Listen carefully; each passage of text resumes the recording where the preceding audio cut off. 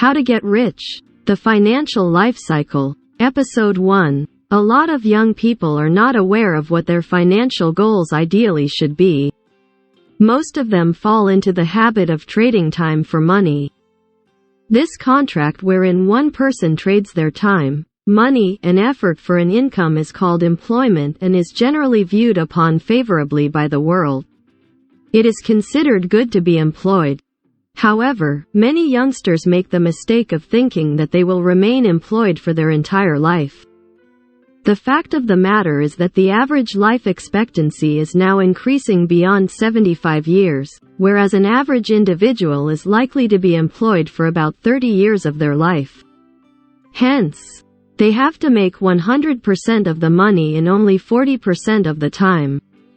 In order to help the average middle-class person plan their financial goals, financial planners have developed the concept of the financial life cycle. It needs to be understood that these concepts may not be applicable to very rich or very poor people.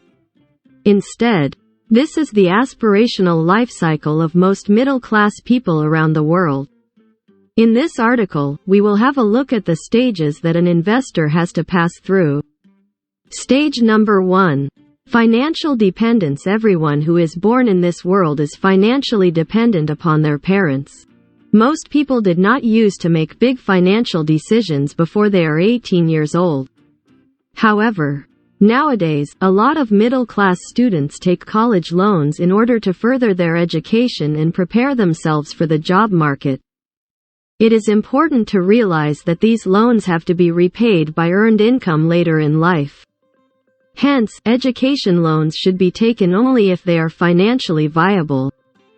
This is the reason why parents should undergo financial planning training so that they can aid their kids by preventing them from starting their life on the back foot. The objective of the financial dependence stage should be to accumulate minimum debt. Stage number 2. Solvency. Assuming that the students have passed the first stage, they move on to the next stage. The objective of this stage is to remain solvent. This is the stage wherein the individuals have just finished their education.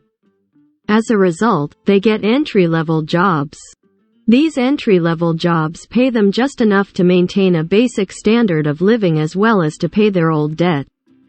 It is important that the person maintain solvency during this stage and not accumulate excessive credit card debt because of frivolous spending.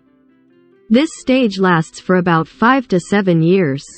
Stage number 3. Financial dependence. This stage is where financial planning really becomes important.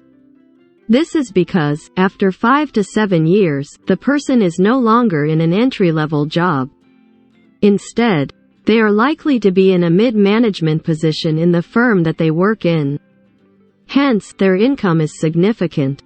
Also, this is the stage that most people get married, meaning that two incomes become part of the household. This is a substantial increase from the subsistence existence mentioned in the earlier stage. However, this stage is also marked by some of the biggest expenses in the life of an individual. This is because this is the stage wherein people buy houses, cars, vacations, etc. A significant amount of money is also spent on the wedding expense. The most common mistakes of financial planning are also made at this stage. It is very easy for individuals to assume that life will continue the same way. However, for many, it does not. As the age of a person increases, they often have kids.